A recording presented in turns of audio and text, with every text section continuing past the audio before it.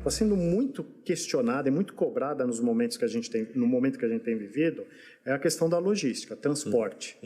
Os custos estão super pressionados, a gente tem uma dificuldade enorme de prestação de serviço do ponto de vista de produto, mecânico, veículos, mão de obra e assim por diante. Então, é uma categoria muito pressionada.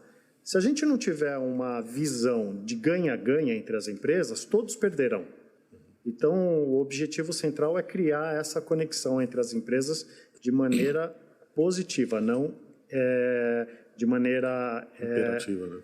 Exatamente. E você consegue fazer compra conjunta entre as empresas? Você chega nesse nível? Ou você só recomenda e eles fazem se quiserem? Não, nós temos várias atuações. Eu vou tentar separar do ponto de vista técnico. A primeira atuação, nós temos sim compras conjuntas. Então, por exemplo, a gente faz uma contratação de serviços financeiros que pode ser uma negociação conjunta. Por exemplo, uma venda de folha de pagamento.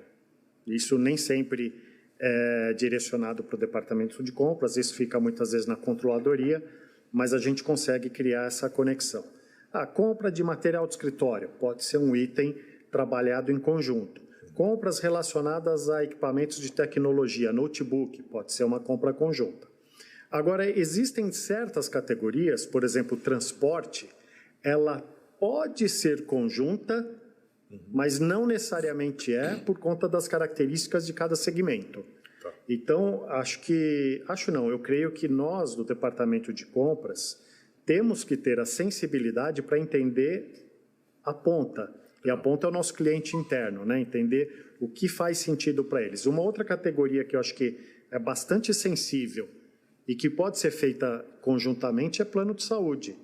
É uma conta que normalmente explode dentro das companhias e isso pode ser trabalhado conjuntamente. Agora, uma agência de publicidade não necessariamente, porque cada empresa tem uma expectativa de colocar sua marca em evidência, a maneira como vai colocar, e a gente sabe que as agências de publicidade têm as suas características e seus modos de atuação. Sim. Então, não é uma resposta única, viu, Douglas? Por isso que o profissional atual tem que estar muito atento. Sim. Aquela metodologia que nós tínhamos no passado, o departamento de compras faz 3 cotações, né? Isso acabou, passado, cara. Né? Isso acabou. O cara que pensar dessa forma não sobrevive num ambiente tão competitivo e com tantas variáveis. Então, não é uma resposta única. Muito bom. Pegando esse gancho, né, do comprador que precisa mudar, precisa pensar diferente. A área de compras ela evoluiu muito nos últimos anos, né? A gente passou ali daquela época de 80, 90, quando a tecnologia começou a despontar aqui, mas os processos eram muito burocráticos, né? Depois chegou a internet, a gente migrou para um processo eletrônico. E agora, cara, esse tal do 4.0 aí é verdade ou não? O que você me conta? Não, é uma verdade, vem para ficar. Eu costumo dizer que o departamento de compras ele tem 3 principais pilares. O primeiro pilar são as pessoas, naturalmente. Um segundo pilar são os processos, políticas, governança. E o terceiro pilar é a tecnologia. Então, a tecnologia pode ser invertido dependendo da maturidade das empresas, mas sempre as pessoas virão primeiro. Você pode instalar um processo de tecnologia e depois criar a política, ou pode criar a política e depois instalar um processo, ou uma terceira fase, andar isso em paralelo. Então, você tem esses 3 pilares que fundamentam o departamento de compras, ou de suprimentos em geral. A questão de tecnologia, ela vem para ajudar.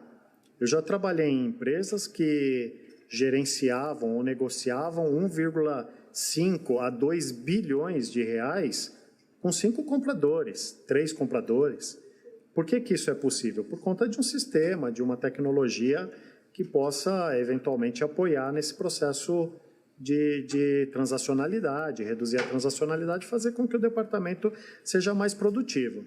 Eu já trabalhei em empresa que precisou de 30 compradores para comprar $500 milhão 500 milhões de reais.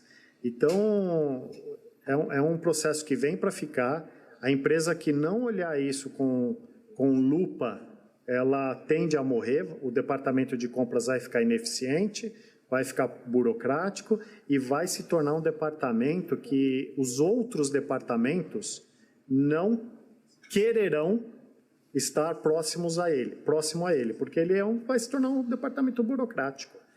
E o mundo não está mais burocrático. Não, né? Já passou essa época, né? Renato, antes da gente passar por uma vertente aqui um pouco mais operacional das compras, eu queria ainda te fazer mais umas perguntinhas aqui com relação à sua atuação hoje dentro do banco de investimentos, né? Eu queria que você contasse aqui para o nosso público o que você, como um head de compras ali, né? A tua equipe, a galera que trabalha ali contigo, quais são as alavancas que um banco olha, né, para ser explorada dentro de uma área de compras? Eu acho que se a gente conseguir levar isso para o nosso público aqui, a gente fica feliz. Você consegue dividir isso com a gente, cara, por favor? Sim, consigo. O que um banco de investimentos... E eu não vou ficar vinculado só ao banco de investimentos. Eu acho que as grandes empresas, incluindo o banco de investimentos aí nessa minha resposta.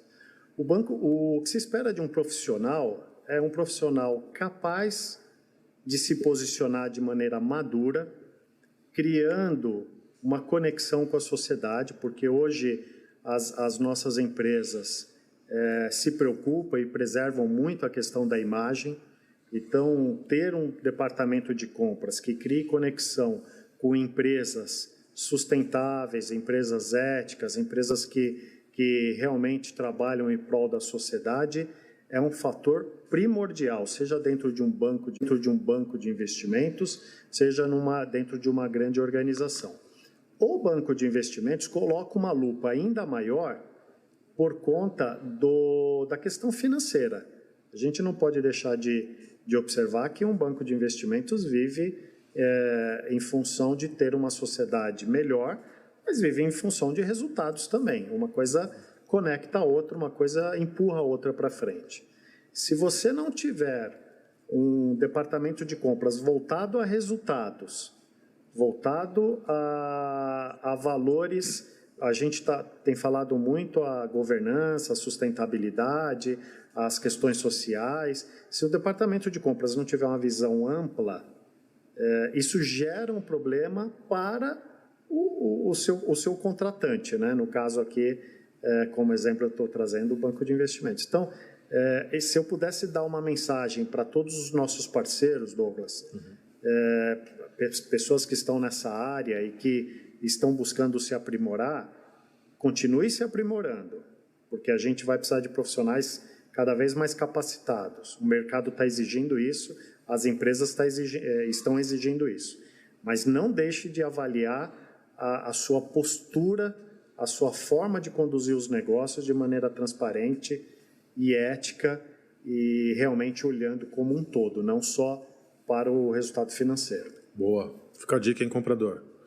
Vamos dar uma mudada aqui agora. Claro. Vamos falar de perfil de comprador, né? Você está falando aí de 4.0, novo momento, tecnologia. A gente tem um termo muito legal que a gente usa, que é o termo de tecnologia disruptiva, processos automatizados. E o comprador, cara, como é que ele encara essa Ferrari aí na mão? Como é que ele precisa fazer um curso para dirigir isso, ou ele dirige sem fazer curso? Como é que é isso, cara? Eu acho que... Boa pergunta, viu, Douglas? É uma pergunta que faz a gente refletir bastante e eu gostaria que os compradores e todos os profissionais dessa área refletissem muito a respeito dessa pergunta.